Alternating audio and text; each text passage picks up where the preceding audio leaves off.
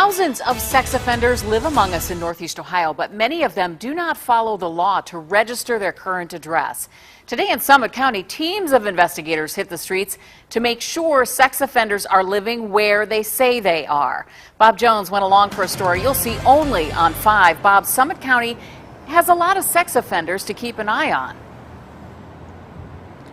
Well, Lee, there are roughly 1,100 registered sex offenders in Summit County. What happened today isn't exactly a sex offender sweep. It's more like a verification investigation. And deputies say it's very important for the protection of all of our families. Hi, we're at the Sheriff's Office. We're just out doing our random verifications to make sure you're still here. Inspector Bill Holland and Deputy Caitlin Brugman spent the day in Cuyahoga Falls, where 33 registered sex offenders call home. But many were not home when the investigators came knocking. If nobody's home, we'll come back and keep checking periodically. We do this over the course of a few days. A few did answer and are following the law. That is, living at the home where they registered. You're good to go.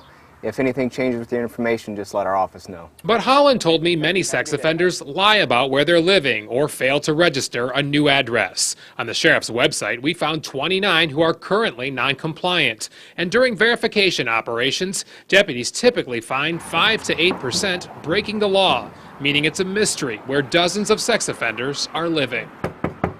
Some are pandering obscenities, child porn type charges. There's some with rape charges, sexual battery charges. And that's concerning to John Simons, a father of 3 who lives a few doors down from a Tier 2 sex offender. If you've done something wrong and you're not following the rules, yes, for everyone else's protection. Holland says if teams of investigators find evidence that a sex offender isn't living where he or she is supposed to be, felony warrants will be issued for failure to register. We try to go the extra mile when it comes to registered sex offenders to make sure that everyone is in compliance.